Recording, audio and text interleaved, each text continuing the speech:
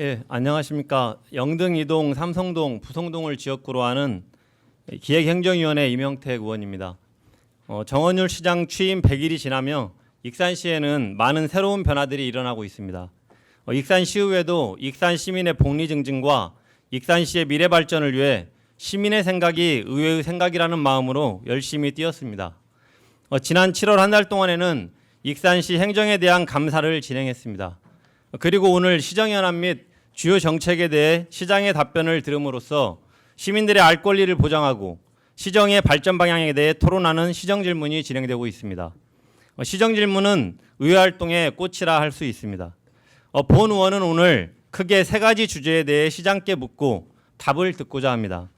첫 번째는 최근 시민건강과 익산 환경에 그리고 도시 이미지에 매우 큰 악영향을 끼치고 있는 낭산, 폐석산 폐기물 불법 매립 후속 대책, 두 번째는 익산시 재정운용 개선 대책, 세 번째는 익산시 미래를 준비하는 정책사업 추진 대책 등 크게 세 가지 주제에 대해 시장께 묻고 답을 듣고자 합니다. 앞서 동료 의원님들께서도 낭산, 폐석산 폐기물 불법 매립 관련해서는 시정 질문을 해주셨습니다. 너무나 중대한 사안이기에 본 의원도 또 다른 측면에서 시장께 질문을 드리고자 합니다. 현재 시장께서는 환경녹지국장을 대기 발령하는 것으로 담당 공무원의 책임을 묻고 대책 추진에 만전을 기하고 있습니다. 하지만 시민들은 폐석산 불법 폐기물 매립 문제는 어제 오늘의 일이 아니다. 행정기관의 암묵적 관행 속에 훨씬 긴 시간 동안 불법 매립이 이루어졌다고 생각한다. 어쩌면 이번에 드러난 사실은 빙산의 일각일 수도 있다는 반응을 보이고 있습니다.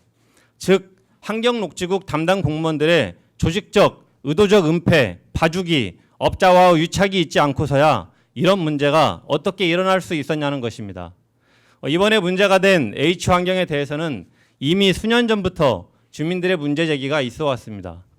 이와 관련해서 NSP-TV가 2014년 11월 2일 보도한 뉴스를 영상으로 먼저 보고 이야기를 나누도록 하겠습니다. 잠시 영상을 먼저 보시겠습니다.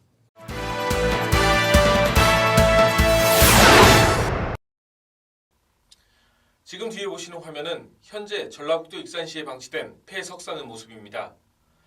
석산 개발이 끝나면 이렇게 엄청난 지하 공간이 발생합니다. 익산시에는 이미 석산 개발이 끝나 방치된 지하 공간이 산재해 있고 현재도 30건이 넘는 허가가 나와 있으며 이 방대한 지하 공간에 석산 복구라는 명목하에 17곳이 폐기물 매립 중입니다. 익산시가 이 지하 공간에 폐기물 매립장 허가를 해줘 엄청난 침출수가 계곡을 가득 채우고 있습니다. 하지만 익산시는 폐기물 매립장 허가 당시 침출수 처리 대책 없이 허가를 해줬습니다. 익산시 관계자는 폐기물을 처리하고 있지만 석산 복구로 허가가 났기 때문에 침출수 처리 시설이 필요 없다고 말하고 있습니다. 하지만 보시는 바와 같이 폐기물 침출수가 계곡을 가득 채우고 있습니다. 현재 이곳에는 건설 혼합 폐기물, 폐주물사, 공정온이 등을 매립하는 것으로 보아 중금속의 한 종류인 육가크롬이 다량 함유된 것으로 추정되는 침출수가 계곡을 가득 채우고 있었습니다. H환경 관계자들이 휴일임에도 중장비를 동원해 침출수를 희석하고 있었습니다. 폐기물관리법상 폐기물 침출수는 어떠한 물질과도 희석시킬 수 없다고 규정하고 있어 불법 행위를 하고 있는 모습입니다. 시키고 있다는 얘기예요. 지금 그냥 나가도 사실 법적으로 할 자는 없지만 깨끗한 물 내보내려고 이 양반들도 막 뭐라고 하는 거예요. 비 올 때나 관리를 잘해가지고 어쩌게 나가면 내가 아까 농수를 본다 했죠. 농수를 안 뿌리고 나가면 물 나간 줄 알았어. 농수를 물 나가도 하나도 안 넣는구만. 익산시 관계자의 말을 전혀 납득할 수가 없었습니다. 침출수를 최소해 분석하자는 기자의 제의도 거부했습니다. 지난 26일 다시 현장을 찾았습니다. 포크레인만 있던 현장에 펌프가 설치되어 있었고 수위는 낮아져 있었습니다. 밤새 수톤에 해당하는 물이 사라진 것으로 보였습니다. 27일 기자는 전북도청 관계자와 H환경을 다시 찾아갔습니다. H환경은 각종 건설 폐기물과 무기성 오니, 공정 오니, 폐주물사 등을 매립하고 있었습니다. 본지의 기자들은 악취와 거품이 나는 침출수가 단지 빗물이라는 데 동의할 수 없다며 취수를 요청했지만 도청 관계자는 취수를 거부했습니다. 분명히 거부하신 거예요? 취수는 거부하신 거예요? 내가 폐수를 거부한 게 아니라 이 물을 네. 떠가지고 그러니까 저는 제가 이 물이 밖으로 나가고 있었으면 100% 철수를 했어요. 아니, 지금 나가고 그것은 있는 제가 절대 분명히 아니에요. 말씀드릴게요. 저것은 폐기물장에서 나오는 침출수는 허가받지 않는 곳에 방치가 되어 있는 거예요. 허가받지 않는 장소에. 침출수를 제대로 그러면 딱 박스를 짜서 보관을 하든가 거기에서 처리를 하든가 그렇게 하셨어야 돼. 근데 그것을 채수를 거부하신 거예요, 분명히. 아니 임의로 약품을 타서 여기서 정화를 하고 흙이 옆에가 다 이거를 메꾸려고 하거든요. 지금. 아니 메꾼다고. 전라북도 관계자 또한 침출수 채수를 거부하며 저류조에서 물이 흘러나가지 않았기 때문에 저 악취와 거품이 가득한 폐수를 채수도 할 수 없고 더욱 황당하게도 저류조를 그냥 메울 것이라고 밝혔습니다. 전라북도와 익산시 관계자 모두의 자질이 의심되는 대목이었습니다. 폐기물 처리 시설 설치 기준에 따르면 침출수가 배출될 우려가 없거나 수질 오염 방지가 필요하지 아니하다고 인정하는 폐기물 처리 시설만 침출수 관련 설비를 하지 않을 수 있고 폐기물관리법 시행규칙 제29조에 따르면 침출수 처리 시설은 변경 허가를 받아야 할 정도로 핵심 시설이며 시민의 생명을 보호하기 위한 최소한의 시설입니다. 하지만 H환경의 경우 현재 악취와 거품이 가득한 침출수가 발생하고 있었고 허가는커녕 허가도 내줄 수 없는 구조물 속에서 임의로 정화를 하고 있었습니다. 27일 다시 익산시를 찾아갔습니다.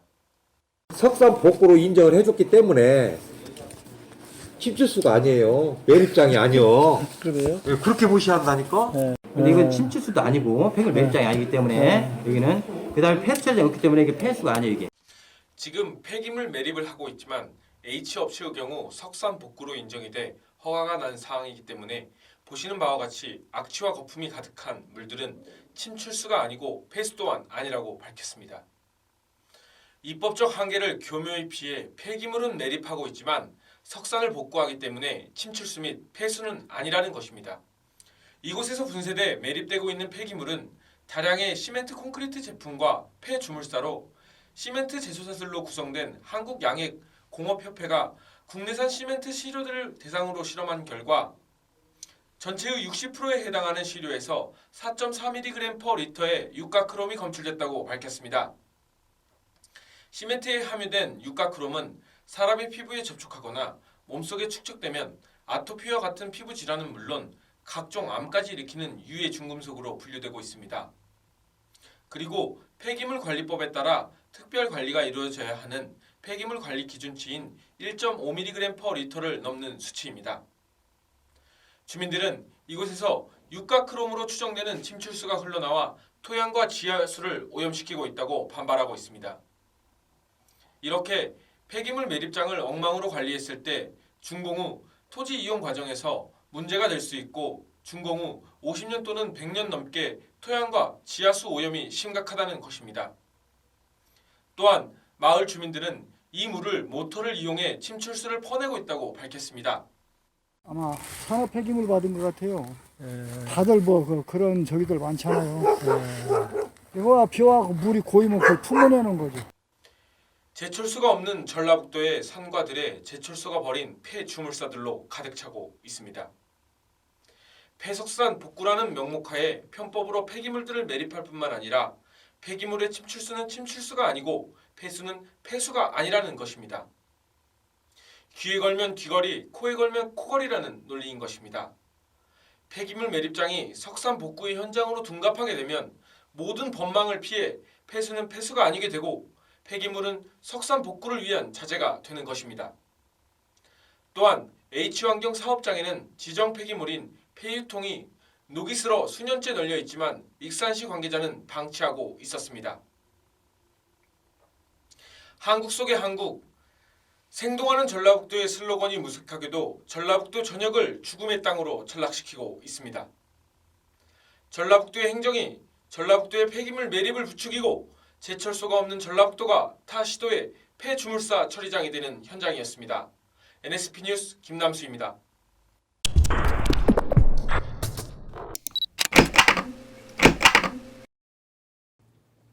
네, 다소 40분밖에 없는 저한테 주어진 시간이지만 7분에 해당하는 영상을 봤습니다. 말씀드린 것처럼 얼마 전에 전문가들 회의가 민간대책협의회에서 전문가들 회의에 따르면 광재로만 그런 비소 성분이 나올 수 없다. 아마 엄청나게 더 많은 다른 유기성 물질이 매립되지 않았나라고 하는 또 전문가들의 의견까지 더해지고 있습니다. 근데 말씀드린 것처럼 상당히 시장님께서 갑자기 생긴 일에 많은 수고를 하시는 것으로는 알고 있습니다. 어떤 주민의 의견을 최대한 수용해서 대책만 해주시고 계시는 것에 대해서는 대단히 감사하게 생각을 하고 있습니다. 다만 말씀드린 것처럼 암묵적 관행 속에 이런 일이 진행되지 않았다고 한다면 이건 보통의 기본 상식으로 봤을 때 행정이 이런 일을 이렇게 긴 시간 동안 5년이라는 시간 동안 모를 수 있었을까? 그래서 이 부분에 대해서 환경녹지국장 한 명의 대기발령으로 끝날 문제가 아니다. 그 당시 5년 동안의 결제 라인에 있었던 사람들, 담당자들에 대해서 뭔가 엄격한 조사와 함께 그에 따른 조치가 있어야 된다는 시민 여론이 매우 높습니다. 이에 대해서 시장님께서는 어떻게 좀 생각을 하고 계십니까? 다시 한번 이번 사태에 대해서 깊은 유감을 표명을 합니다. 이 문제는 우리 의원님 말씀하셨듯이 그동안의 관계자들 당연히 책임을 져야 됩니다. 이 문제뿐만 아니라 어떤 일이라도 잘못을 저지르면은 분명히 당사자는 책임을 져야 되는 건 마땅하니라 생각을 합니다. 다만 지금은 사태 수습 중에 있기 때문에 저는 우선 사태 수습이 우선이다. 그래서 일단 이 사태를 빨리 정리를 하고 정리가 되는 대로 바로 책임 소재를 따져서 엄정하게 문책을 할 것입니다. 그 부분은.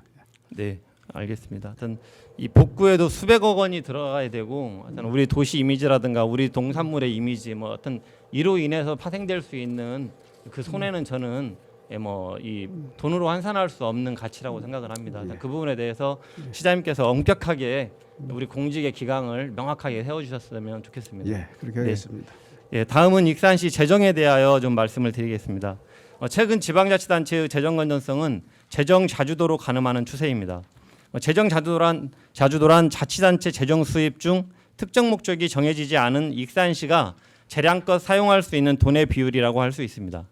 우리 시의 재정 자주도는 2010년 63.2%였던 것이 2016년 현재는 48.8%로 떨어지는 등 해를 거듭할수록 재정 여건이 매우 어려워지고 있습니다. 우리 시 2015년 세입, 세출 결산을 검토해본 결과 익산시 재정 형편을 어렵게 하는 요인은 크게 5가지로 분석해 볼 수 있습니다. 가용재원 부족 현상이 매년 반복될 수밖에 없는 필연적 원인입니다. 그 첫 번째 원인은 자체 수입의 근간이 되는 지방세와 세액 수입, 즉 세금이 과도하게 체납되고 있기 때문입니다. 2015년 12월 말 기준 617억 원의 세금이 체납된 상태입니다. 과도한 체납액이 발생되고 있어 세금 체납액 징수를 위한 적극적 대책이 필요합니다. 가장 중요한 것은 지방세와 세액 수입, 즉 세금을 걷어들이는 세입 목표를 상향하여 강도 높은 징수 활동을 전개해야 합니다. 특히 세금 산업에 대해 징수가 매우 중요합니다. 세입 담당 부서는 연간 세입 목표를 보수적으로 낮게 세워놓고 실적만 부풀리는 식의 행태를 지양해야 할 것입니다. 둘째, 익산시 재정 1,162억 원, 부채 1,462억 원을 빌려 총 2,626억 원을 들여 조성한 3기 낭산 함열 제3사 산업단지의 기업 유치 실적이 부진한 것 또한 주요 요인 가운데 하나입니다. 이를 개선하기 위해서는 기업 유치 목표를 반드시 초과 달성하여 제3산업단지를 분양해서 부채를 줄여나가야 합니다. 부채는 미래 발전을 위한 중요 사업에 대한 투자와 시민생활 지원을 저해하고 있습니다. 셋째, 2015년 세출 분야는 2,253억 원이 집행되지 못하고 2월액 집행 잔액으로 불용 처리되고 있는 실정입니다. 2010년부터 2015년까지 최근 6년간 2월액 및 집행 잔액 평균은 매년 2,074억 원이 발생하고 있습니다. 이 중 1년 동안 쓰고 남은 돈인 순세계 잉여금은 6년 평균 매년 617억 원이 발생하고 있습니다. 2월액 보조금 집행 잔액, 순세계 잉여금을 합한 돈이 예산 현액 대비 매년 20% 정도 내에서 지속적으로 발생되고 있는 것입니다. 지방재정법 제50조 규정에 의하면 예산의 2월은 불가피한 경우에 하나여 2월토록 되어 있으나 2월 사업비가 계속 늘어나고 있습니다. 그 이유는 사업의 진행 사항을 면밀히 고려하지 않고 예산만 우선 확보하기 위하여 이루어진 것으로 판단됩니다. 즉 세출에 있어서는 사업 취소 및 변경, 준비 부족, 민원 유발, 직무 태만 등으로 유발되는 2월액 및 불용액 발생은 익산시 재정 운영에 있어 효율성, 적시성을 해치고 있기 때문에 이를 최소화해야 합니다. 넷째, 국가 보조 사업 신청 시에 더욱 신중하고 면밀하게 효과성, 타당성 검토를 통해 꼭 필요한 사업만을 추진하도록 하는 전략 수정으로 국가 보조금 확보의 질을 높여야 합니다. 다섯째, 상수도, 하수도, 공영개발 등 별도 사기업 형태로 운영하는 특별회계와 기금 운영에 있어서 재정 운영이 방만한 점을 개선해야 합니다. 이를 위해 일반회계에 준하는 통제와 관리 강화를 통해 예산을 긴축해서 운영하도록 해야 합니다. 이상 5가지 말씀을 좀 드렸는데요. 이 부분과 관련해서 시장께 여쭙겠습니다. 앞으로 2월 사업의 최소화를 위하여 개별 사업에 대한 사업의 공정률, 그리고 예산 및 사업 실적에 대한 대책 보고회 등 성과 관리 카드를 만들어 사업 관리에 철저를 기해야 한다고 생각을 합니다. 특히 사업별 예상 집행 실적을 공무원 직무평가에 반영했던 2011년, 2012년의 사례를 잘 봐야 된다고 생각합니다. 2011년, 2012년의 경우 2월액 및 집행잔액이 1,949억 원에서 1,787억 원으로 줄기도 하다가 2013년부터 다시 1,829억, 2014년에 2,199억, 2015년에 2,253억, 한 3,400억씩이 다시 늘어나고 있습니다. 이와 관련해서 익산시는 현재 BSC 성과관리 시스템을 더 많은 공무원에게 적용하기 위해서 연구 용역을 추진하고 있는 것으로 알고 있고요. 그리고 본 의원은 사업별 예상 집행 실적을 BSC 성과관리 시스템을 비롯한 공무원 직무평가에 반드시 반영해야 한다고 생각을 합니다. 예산을 계획한 대로 잘 쓰신 분들은 직무평가에 그만큼 좋은 점수를 줘야 되고, 사업을 계획했지만 수백억, 수천억씩의 돈을 다시 이월시키고 있는 그런 담당자에게는 저는 분명히 그에 해당하는 직무평가를 해야 된다고 생각하는데요. 앞으로 이걸 체계적으로 직무평가에 반영시키는 것에 대해서 어떻게 좀 생각을 하고 계십니까? 예, 그 정말 시적절한 지적이라고 생각을 합니다. 지금 현재 BSC 그 지표를 수정하고 있기 때문에 거기에 면밀히 반영을 해서 정말 예산에 반영된 사업은 반드시 당해년도에 집행이 될 수 있도록 그 집행률을 높여 나가겠습니다. 네, 네. 꼭 한번 그렇게 좀 반영하는 그 과정을 꼭 좀 거쳐주시면 좋겠습니다. 그렇게 아까 하겠습니다. 설명드린 대로 2011년, 12년에 실제로 그런 반영을 했었고, 그래서 대단히 그 집행 잔액이 줄어든 실제 효과가 나타났던 사례가 있습니다. 알겠습니다. 연장선상에서 같은 말씀입니다. 2014년, 2015년 세무과 징수과 실적은 매년 7, 8% 초과 세입 실적을 내고 있습니다. 하지만 이와 같은 결과는 징수 목표액이 매우 소극적으로 설정되었다고 보여집니다. 징수 목표액을 매년 낮게 설정하다 보니까 매년 결산을 하고 나서 보면 세금을 걷는 부서에서 매년 세금을 걷겠다고 목표한 액수보다 100에서 200억 원의 초과 실적이 나오고 있습니다. 그러니까 그만큼 많이 잘 걷었다고 7, 8% 정도의 초과 실적을 냈다고 매년 보고하고 있습니다. 근데 이런 초과 세입 등이 영향을 미치게 되다 보니까 순세계 잉여금이 매년 평균 617억 정도 남고 있는 겁니다. 본 의원은 익산시 결산 자료를 검토해 본 결과 2015년 지방세 중에 주민세, 재산세, 자동차세, 지방소득세, 담배소비세 등 이게 바로 우리 시세입니다. 이 시세 세입 목표를 5%만 상향해도 저는 목표 설정을 그렇게만 5%만 높여도 110억 정도가 우리 세입이 더 잡힐 걸로 계산을 해봤습니다. 그래서 이것은 시민의 세금을 높이는 것이 아니라 시민이 내야 할 세금을 1,400, 600억씩 넘게 이렇게 발생하지 않도록 조금만 더 목표를 높여서 걷자는 겁니다. 그리고 실제로 우리 세무 담당 부서는 이미 매년 7, 8% 정도의 초과 목표를 내고 있습니다. 그렇기 때문에 제가 볼 때는 5% 정도 목표를 높여서 110억 정도의 그동안 없던 세입을 본예산에 미리 좀 잡을 수 있다고 보고 있고요. 또 이렇게 성과를 내는 공무원에 대해서 이것 또한 앞에 마찬가지로 아까 앞에서는 집행액이나 2월 잔액을 남기지 않고 사업을 잘하는 분들에 대한 성과 관리를 하는 것처럼 이것 또한 세입 부서에 목표를 높이 잡고 성과를 내는 분들에 대해서는 마찬가지로 BSC 성과 관리 시스템에 적용을 시켜서 저는 인사에 적극적으로 반영을 해야 된다. 이것 또한 생각을 합니다. 이것에 대한 시장님 어떻게 생각을 하십니까? 이 문제에 대해서는 제가 조금 설명을 좀 드리겠습니다. 먼저 지방세 초과 징수 항상 초과 달성한다고 그러셨는데 저희가 매년 도에서 이걸 평가를 하거든요. 네네네. 저희들이 지금 수년째 최우수 자치단체로 지금 그 포상을 받고 있습니다. 이제 도에서 어떻게 평가하는지는 모르겠는데 네네네. 우리 세무직 공무원들이 나름대로 이제 고생을 많이 하는 걸로 저는 이제 그렇게 알고 있고요. 좀 전에 그 세입을 너무나 보수적으로 잡아서 항상 초과 세입이 발생을 한다 그러셨잖아요. 이것은 국가 예산하고 지방 예산의 차이를 조금 인정을 하실 필요가 있습니다. 네. 우리 그 지방 예산은 국가 예산의 종속 변수거든요. 국가 보조금도 연말에 어떻게 될지 모르고 또 각종 교부세나 뭐나 그것이 우리 그 예산 순기하고 좀 안 맞습니다 이게. 네네. 우리는 종속 변수기 때문에 넉넉하게 이렇게 보수적으로 잡아놔야 국가 예산이 어떻게 변동하더라도 어떻게 완충을 할 수가 있어서 그렇게 해서 어쨌든 항상 어떻게 보면 관행적으로 습관적으로 세계 잉여금이 많이 발생을 합니다. 물론 말씀하신 대로 세계 잉여금이 많이 발생하지 않는 것이 바람직합니다. 그런데 그 세입 추계를 하는 것이 한계가 있어서 그런데 의원님이 말씀을 해주셨으니까 좀 더 그 실제 세입에 맞게끔 저희들이 네. 세입을 좀 그 초과 추가해서 그 경정을 하겠습니다만은 네네. 본래 본질적으로 그런 제도적인 한계가 있다. 이 정도 네네. 이해를 해주셔야 될 것 같습니다. 예, 그 부분도 시장님 재정 전문가시고 하니까요. 충분히 이해를 합니다. 근데 다만 제가 지난 2년 동안도 제가 기획행정위원회에 있으면서 세무 파트를 계속 봐왔고 지금도 기획행정위원으로 있으면서 2015년도 결산을 또 봤고요. 그래서 2년 동안 결산을 보면서 느낀 겁니다.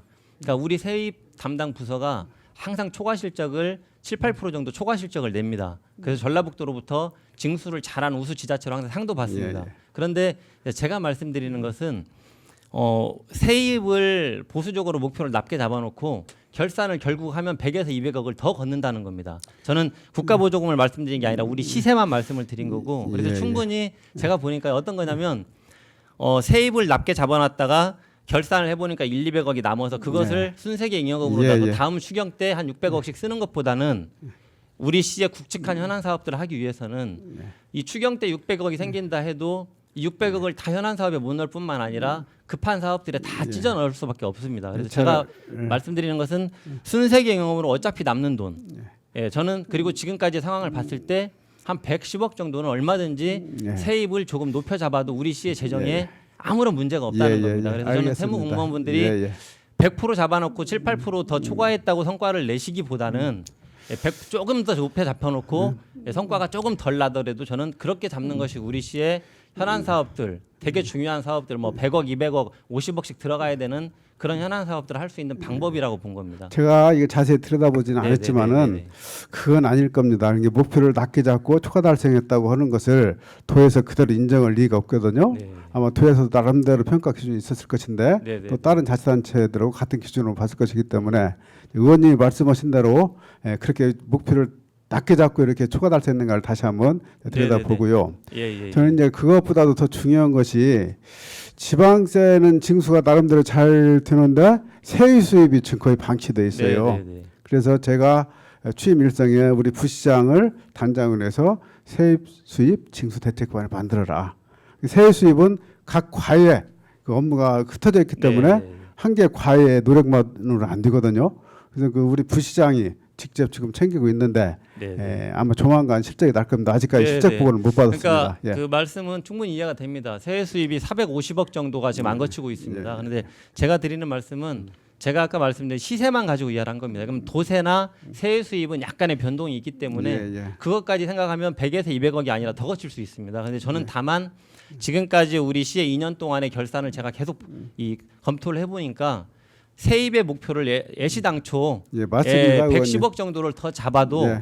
우리 시는 충분히 그 세입을 올릴 수 있는 재정 운용이 2년 동안 되고 있다라는 겁니다. 그렇죠. 그렇기 그것도 때문에 그렇고 또 예비비도 매년 200억 정도가 그냥 그 순차적으로 이월이 돼요. 네네. 말씀하셨던 대로 그런 여유 공간이 있는 건 이제 틀림이 없는데 만약의 사태를 대비해서 이제 우리 공무원들 자꾸 보수적으로 하는데 그렇죠. 우리 그 의원님 말씀대로 우리 좀 공격적으로 예산 운영을 네네. 하겠습니다. 예, 그러니까 제가 이런 말씀을 드리게 되는 것은 우리 시가 재정이 어렵기 때문입니다. 예, 그래서 그렇습니다. 재정이 어렵다 보니까 중요하다고 생각하는 뭐 오늘 일반 산업단지 진입도로 문제도 나왔고 뭐 미륵사지 관광지 조성 문제도 그렇고요. 뭐 시청사 문제도 그렇고 그러니까 우리 시가 돈을 좀 굵직하게 써야 되는 일에 지금 투자를 못 하고 있다 보니까 이런 고민을 해보게 된 거고. 그렇게 하겠습니다, 의원님. 예, 우리 세입부서가 최근 3년의 통계라든가 이런 것들을 체계적으로 내서 세입 목표를 잡긴 합니다.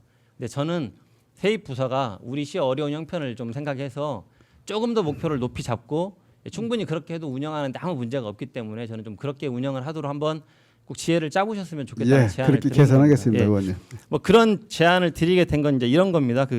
재정이 수백억, 수십억 들어가는 큰 사업에서는 본예산에서야 투자가 가능합니다. 순세기 잉여금으로는 그 사업을 전혀 할 수 없다는 것이고요. 그리고 설립에 추경해서 설령 그 돈을 이 현안 사업이나 큰 사업에 다 투자한다 하더라도 이미 6, 7개월 사업이 지장이 있는 겁니다. 예, 뭐 이런 측면이고요. 그래서 꼭 좀 그렇게 해서 했었으면 좋겠고, 이제 저는 이 대목에서 가장 중요한 것은 시장님의 의지다라고 생각을 합니다. 특히 이렇게 하게 되면 물론 간부 공무원들이 아까 2월액을 넘기는 걸 성과금을 좀 성과 지표에 넣는다거나 또 이 세입의 목표를 높게 잡는 것에 대해서 성과 지표에 넣는다거나 할 때 저는 간부 공무원들이 어떤 공부 이 하급 공무원들에 대한 평가가는 일부 제한되게 되다 보니까 저는 불만도 있을 수 있다고 생각을 합니다. 하지만 이건 우리 익산시 어려운 재정 해소를 위해서 반드시 필요한 일이고 이 간부 공무원들부터 적극적으로 좀 시장님한테 협조하고 솔선수범을 해서 이렇게 좀 세입도 높이고 2월액도 줄이는 쪽으로 공직 분위기가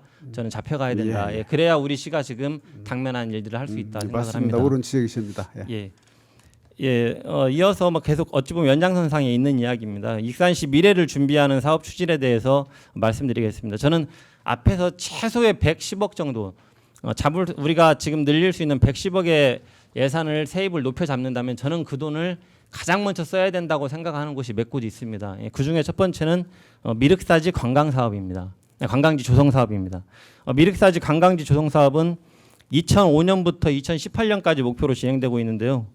일단 우리 시에서 이렇게 13년 거의 14년에 걸쳐서 진행하는 사업은 없습니다. 네, 하여튼 너무나 좀 안타까운 현실이고요. 근데 다만 세계유산 등재 이후에 조금 더 예산을 투자하고 있는 형편입니다. 그래서 2016년까지 총 231억 사업비 중에 2015년까지 119억을 투자했습니다. 그래서 우리가 이제 2017년, 18년에 남아 있는 투자액이 우리가 국비 34억을 받아오기로 돼 있고 11을 56억 2천만 원을 투자할 계획으로 되어 있는데요. 네, 이 중에서 우리 시는 2017년에 32억 2천, 2018년에 24억 이렇게 나눠서 추진할 계획으로 현재 갖고 있습니다. 저는 이 부분에서 아까 그런 110억의 어떤 세입을 높이거나 이런 좀 목돈을 만들어서 저는 2018년까지 늦추지 말고 미륵사지 관광지 조성 사업은 국비 34억은 저희가 12만 56억 2천을 다 세우면 국비는 바로 받아올 수 있는 걸로 알고 있습니다. 그렇기 때문에 56억 2천을 바로 투자해서 2019년 이제 국립박물관도 만들어지고 되게 할 텐데요. 일단 세계유산이라고 등재됐지만 뭐 와서 지금 보고 갈 게 없다는 그런 불만들과 이런 것들이 너무 높습니다. 그래서 조금 더 2017년에 좀 당겨서 이 사업을 투자를 완료하실 어떤 그런 좀 필요성이 있다고 생각하시는데 좀 이에 대한 시장님의 생각은 어떠신지? 예, 저도 우리 의원님하고 근본적 생각이 같은데요. 사실 우리 지역이 세계 유산으로 등재됐다고 하는데 막상 와서 보면 볼 것이 없다가 다 실망하고 발길에 돌립니다. 그래서 우선 볼거리 만들어 주는 것 중에 첫 번째로 가능한 것이 바로 미륵사지 복원하고 그 앞에 관광지를 개발해 주는 거 시급하다고 생각을 합니다. 지금 이제 그 부지 매입이 한 76% 이제 마무리됐다고 그러죠. 네. 앞으로 한 90억 정도 추가 이제 투입이 돼야 되는 걸로 이렇게 되어 있는데 내년도에 우선 그 추가 보상도 다 해서 보상을 마무리 짓고 내년 하반기 정도 공사 시작하면은 빠르면 2018년도 연도 내에는 사업이 마무리될 것 같습니다. 그래서 저희는 2018년도까지 이 사업을 마무리 짓겠다는 계획을 좀 가지고 있습니다. 예, 다시 한번 잠깐 짧게 말씀드리고 넘어가겠습니다. 그러니까 말씀드린 대로 우리 시는 2018년까지 마무리할 걸로 이미 계획을 세워 가고 있는데요. 제가 건의드리고 싶은 것은 2018년까지 주지 말고 덧땡기자 이 말씀이시죠? 나머지 24억 18년에 투자하기로 했던 24억까지 당기면 52억 2천을 2017년에 반영시키면 2017년까지 사업을 완료할 수 있습니다. 그래서 저는 좀 그렇게 했으면 좋겠다는 금년 연말 예산 편성시에 저희가 의회하고 긴밀하게 협의를 하겠습니다. 이 부분은. 네네네. 예, 저는 예. 좀 그렇게 하는 것이 예. 우리 시의 미래를 위해서 필요하다고 예, 예, 생각합니다. 알겠습니다. 예. 두 번째 제가 우리 시의 미래를 위해서 필요하다고 생각하는 건 KTX 익산역 유동 인구를 어떻게 활용하고 관광 활성화에 연결시킬 것인가 이에 대한 대책 마련입니다. KTX가 지난 지금 4월 1일 날 개통되고 나서 이용객이 56% 증가해 가지고 익산역에 현재 매일 12,000명이 익산역을 이용하고 있습니다. 그리고 2016년 올해 12월에 수서발 KTX가 개통되고 나면 매일 2만 명이 이용할 것이다라고 코레일이 통계를 내고 있습니다. 그래서 제가 코레일하고 한국교통연구원이 전국에 16,000명 KTX 이용 인구 중에서 우리 전주역, 정읍역 그리고 익산역을 이용하는 1,900명을 대상으로 한 설문조사하고요.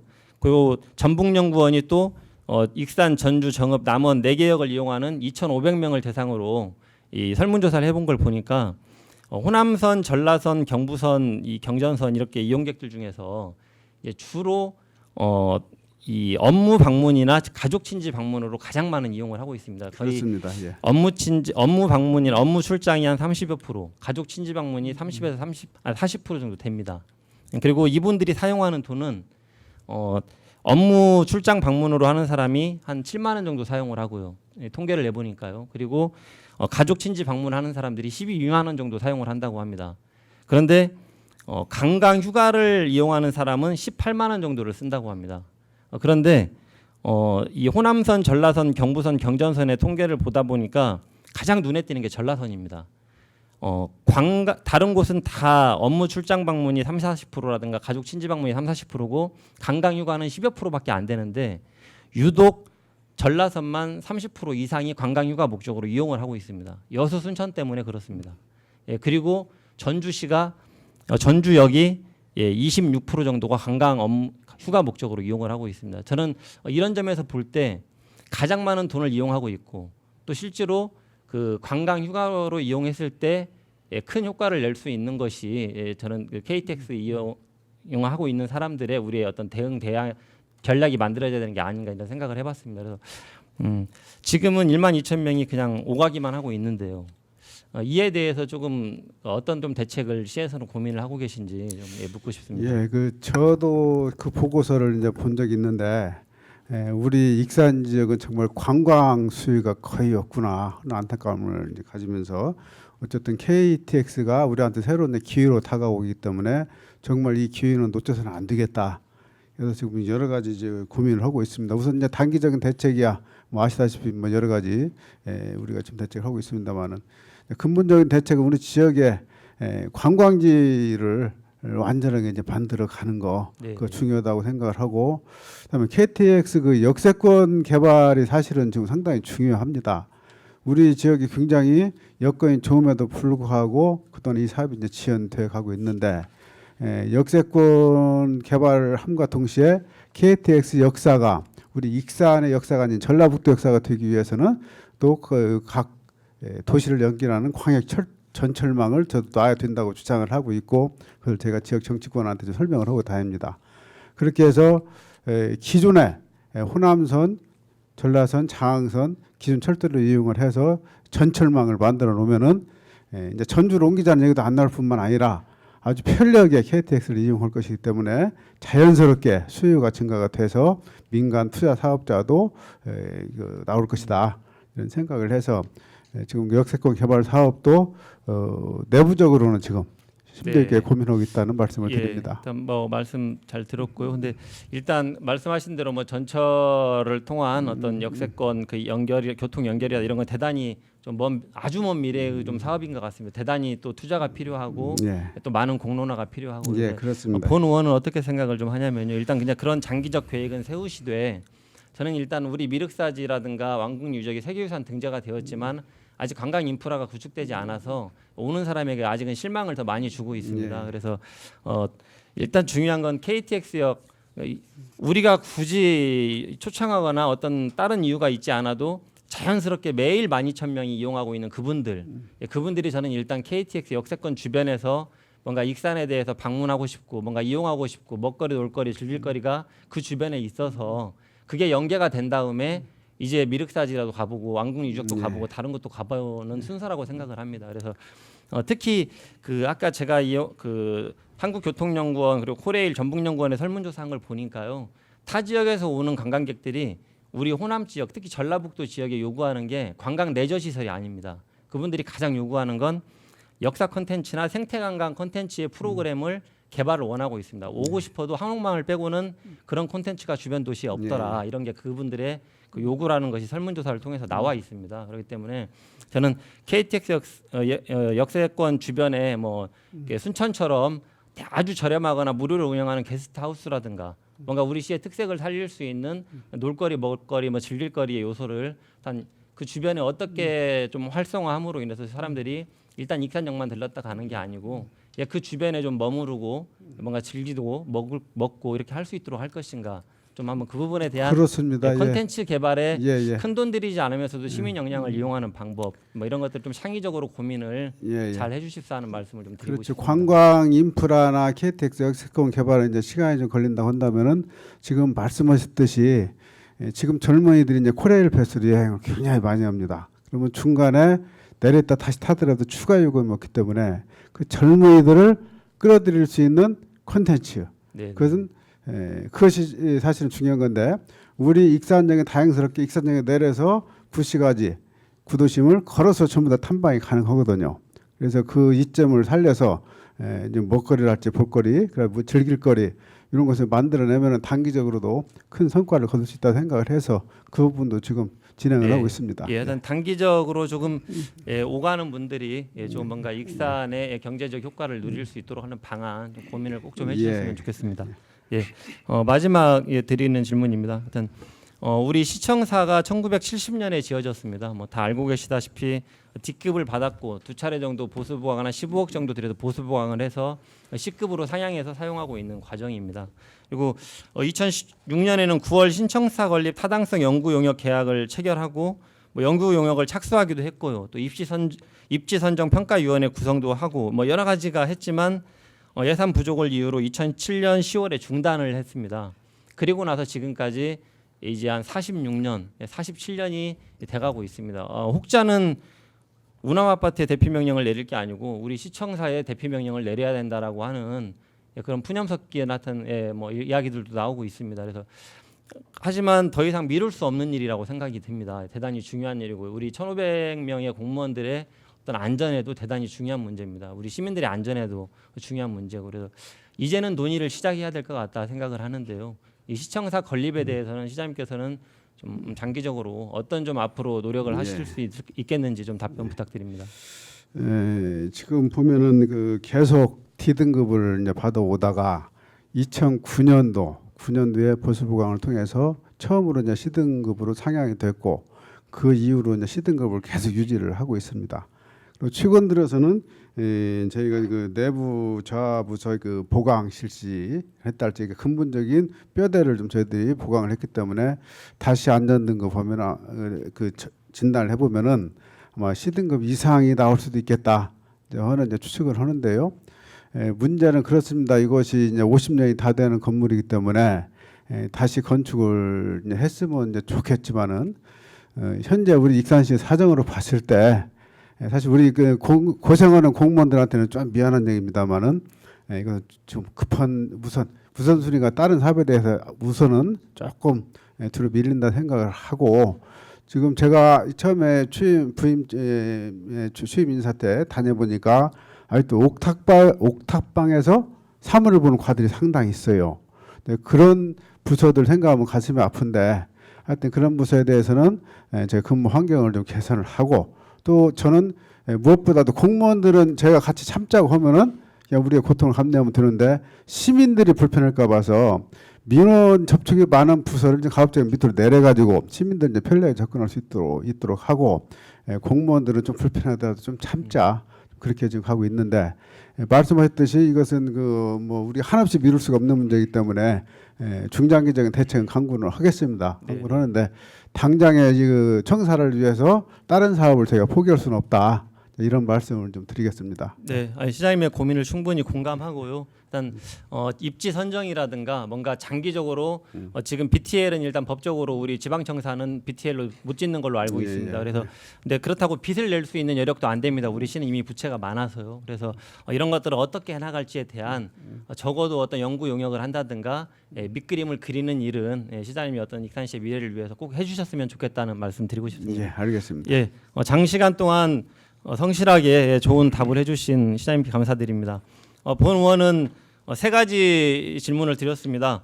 예, 지금 낭산 폐석산 폐기물 불법 매립 의혹과 관련하여서 공무원들의 어떤 책임 소지를 정확하게 밝힘으로써 공직 기강을 확립하는 문제, 그리고 익산시 재정 운용을 개선함으로써 110억 정도의 예산을 뭔가 더욱더 세입을 미리 확보해서 굵직하게 들어가야 될 미륵사지라든가 그리고 뭐 KTX 역세권 개발이라든가 이런 일들을 효율적으로 해야 된다는 말씀을 드렸고요. 마지막으로 일단 그와 연동되어서 앞에 말씀드렸던 그런 몇 가지 사업들에 대해서 이야기를 드렸습니다. 마무리하면서 드리고 싶은 말씀이 좀 전에 이야기를 드리다 좀 생각이 났습니다. 우남 아파트 같은 경우는 지금 우리가 대출한 지가 이제 2년이 다 되어갑니다. 그래서 지금 그 대피 명령에 응했던 주민분들은 지금 이 대피 명령에 응해서 2년 동안 지원받기라고 이자 이전을 받았는데 재난안전관리기금으로 또다시 2년을 연장해야 되는 건지 아니면 지금 계속 나가서 그렇게 전세와 임대료를 내고 살고 있는데 내 집을 놔두고 말이죠. 내 집에 대해서는 지금 매년 재산세를 내고 있고 그래서 아까 우리 시청사도 건물이 참 매우 위험한 상태이지만 일단 우남 아파트는 그와 주랑이 볼 때 지금 2년 동안 아무 문제가 없었는데 우리 시가 긴급 대피 명령을 내려놨고 또 올해는 안전진단을 하겠다고 예산을 세워놨지만 또 시가 스스로 안전진단을 하지 않고 있고 일단 이런 좀 많은 좀 안타까운 부분이 있습니다. 그래서 좀 시장님께서 많은 이 부분에 대해서 신경을 쓰고 계시고 대책 마련을 하고 계시는 것으로 알고는 있는데요. 이 부분에 대해서 좀 더 적극적인 대책을 마련해 주시고 이제 임대 그러니까 긴급 대피 명령에 응해서 나가면서 집을 나가기 위해서 임대료를 우리 시로부터 지원받았던 이자를 지원받았던 분들이 또 2년이 경과함에 따라서 어떻게 해야 되는지 되게 많은 혼란과 걱정을 하고 있다는 이 현실을 좀 더 적극적으로 해결해 주셨으면 좋겠습니다. 지금까지 경청해 주셔서 감사합니다. 시정 질문을 마치겠습니다.